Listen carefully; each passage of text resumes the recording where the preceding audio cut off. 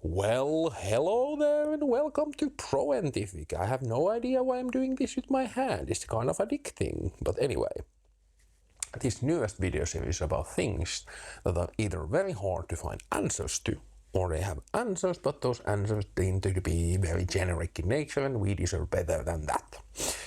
Or it's some well-known, well-discussed fitness or nutritional or training topic that I just want to give different kind of spin, explain it some subfield that is less known, or I just want to illuminate some small little tidbit about things, or just put some stuff together that seems to be all over the place, and just put those little pieces together and make something cohesive and usable out of those.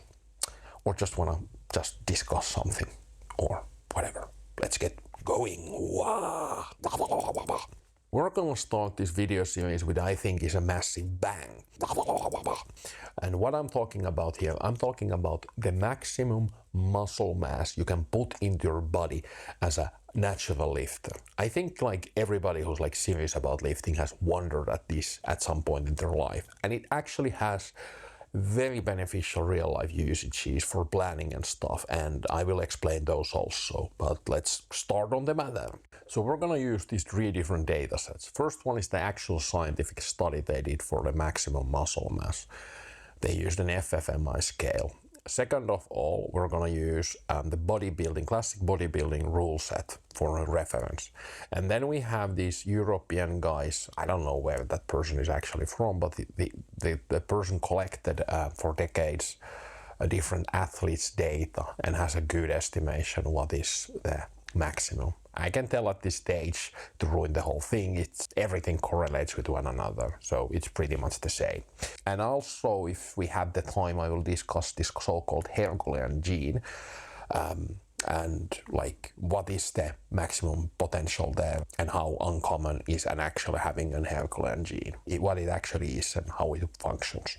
And also that explains the differences between individuals, like how much they can pack muscles. So, in very simplified and short terms, the scientific study found out that the maximum natural muscle mass is around 25 FFMI. FFMI stands for fat-free mass index. And it's so less known, and we need it to be in metric form. So basically what it is in metrics is that if you take a 180 centimeter person, reduce his height by 100, it leaves number 80. And you feed that 80 into FFMI calculator anywhere online, and you reduce the body fat to 0. That means that a 180 centimeter person can have a maximum muscle mass of 80 kilos. Sure, it can be less or more than that. Now, we're gonna look at the classic bodybuilding. So in the classic bodybuilding, that same 180 centimeter person can weigh at maximum of 84 kilos. So basically, he can have a muscle mass of 80 kilos, then we can have 5% of body fat, because 1% of body fat in 80 kilo person is 800, 1600, etc. So basically it means it's 5 kilos of fat.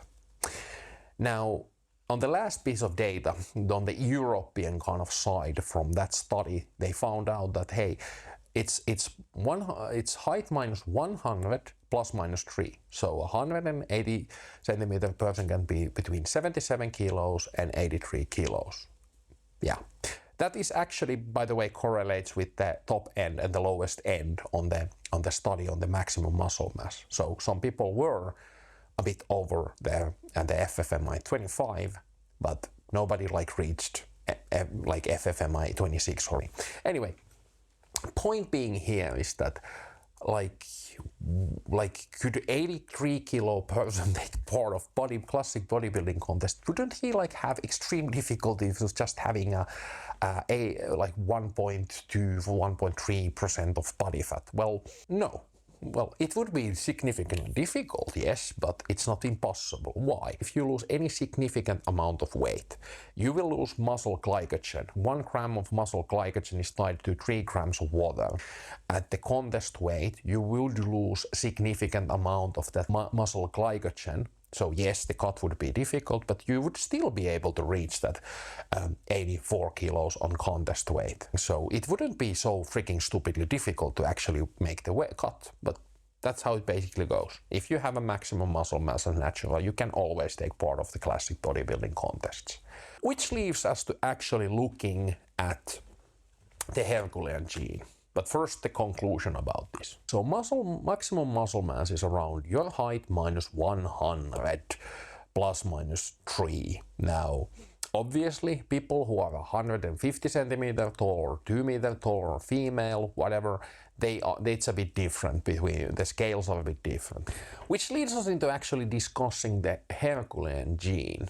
Why it's important and like why some people have significantly less muscle mass maximum and some people have significantly more muscle mass. So what is Herculean gene and why would anybody who doesn't have it have to care about it? Well, Herculean gene is a very fancy way of saying that somebody has a myostatin deficiency. So myostatin basically acts as a regulator on how much muscle you can build in your bodies. So somebody who has extremely high levels of myostatin or high levels of myostatin are obviously notoriously hard gainers, and also like their maximum muscle potential isn't that high. And people who have very, very low levels of myostatin can pack tons of muscle very easily.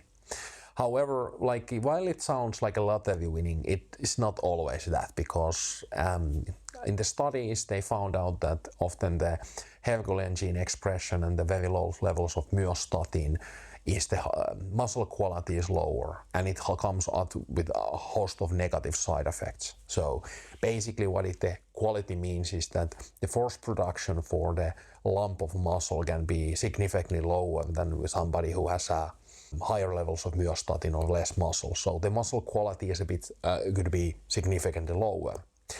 Of course, there is still even more rare mutation where the muscle quality is extremely high and the amount you can put is extremely high as well. So there is a variation on the mutation.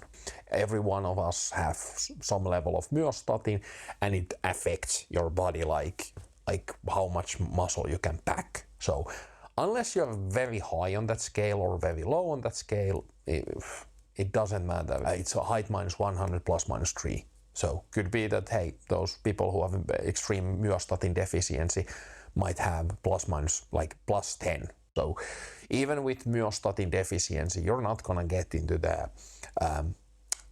range of steroid usage. So let's talk about the real life appliances of the information. So now that you know the approximate muscle mass you can have, that will let you decide your diets better. So you don't have to spend time on exceedingly high fat levels, and it will let you kind of plan out your protein intake much better. So you could actually like take your goal a maximum muscle mass proteins, and it doesn't have significant calorie impact or inner organ impact in negative ways. So that will let you kind of have like pretty good protein synthesis, and those proteins will get you there where you're aiming to go.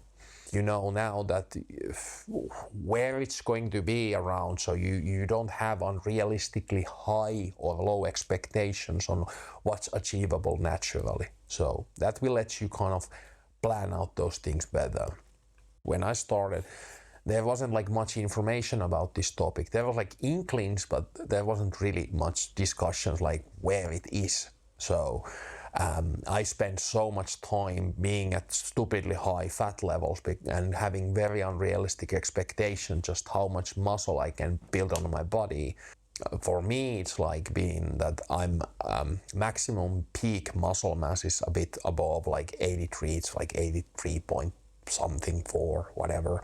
That's the maximum muscle mass I have ever managed to get. Like no matter what I do, that's the highest I can peak around to. I think this would have been very important information for me during those years, because I've spent so much time being on very high fat levels and having very unrealistic expectations where I could have my muscle mass and could have like enjoyed the trip much more on that stage. But the information wasn't like ready available. It's not even now like well discussed, and people have very unrealistic expectations like what is achievable to them.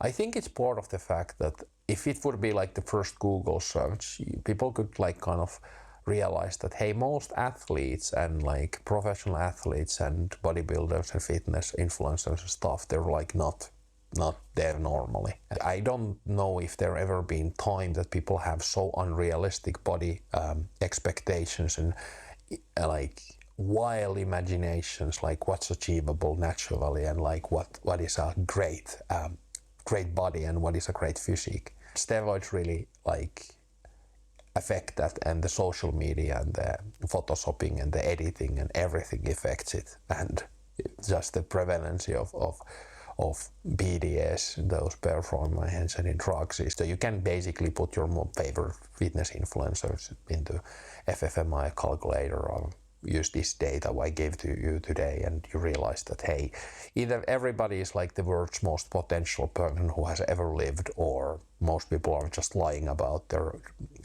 steroid usages.